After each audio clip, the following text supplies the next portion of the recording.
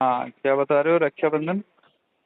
रक्षाबंधन का ये जो अपन संधि विच्छेद करेंगे ना, हाँ तो इसमें दो दो चीज आती है, रक्षा और बंधन। हाँ।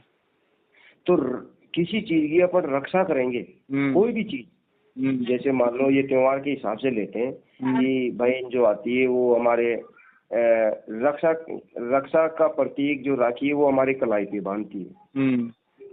इस हिसाब से वो रक्षा रक्षा होनी चाहिए, लेकिन वो तो बंधन भी लगा हुआ है ना उसमें।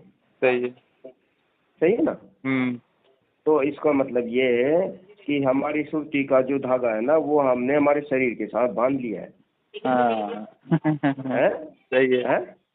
सही है। हमारी सुर्ती रूपी जो धागा है वो हमने हमारे शरीर रूपी कलाई के बांध लिया है, तो वो बंधन का कारण होगा। बिल्कुल। इसलिए वो रक्षाबंधन है संत मत के हिसाब से।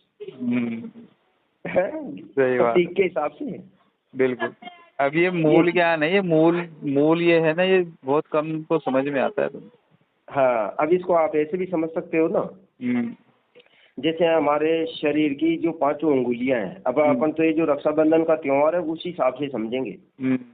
हमारे शरीर की जो पांचों अंगुलियां ये पांच तत्वों का प्रतीक है। बिल्कुल। सही है ना। सही है। जैसे पृथ्वी जल अग्नि वायु आकाश, ये हमारे शरीर के अंदर जो विद्यमान है उसी का कनेक्शन हमारी पांचों अंगुलियों से जुड़ा हुआ है, तभी तो प्राण योग करने वाले लोग अंगुलियों से टच करते हैं। सही है। कि ताकि उनका शरीर के अंदर जो विद्यमान पांच तत्वों को जो संतुलन है वो बना रहे। बिल्कुल। तो अब इस हिसाब से ये है कि हमारा जो पांच तत्व है वो हमारी अंगुलियां हैं, पांच तत्वों का प्रतीक। सही। अब ये जो कलाई है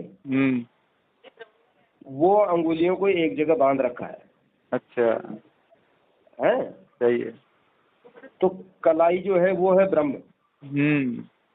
ब्रह्म की वजह से ही पांचों तत्व अलग हो करके एक जगह है।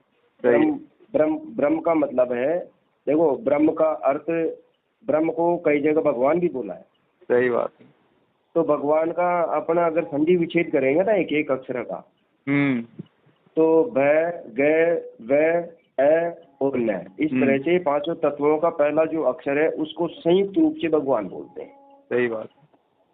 तो यानी वो पांच भगवान का अपने जब व्याख्या करेंगे ना शब्दों के माध्यम से, तो वो पांच तत्वों का समृद्ध परिभाषा है। मतलब अच्छा। जैसे भ यानी भूमि, तो भूमि से पहला अक्षर ले लिया तो भ हो गया।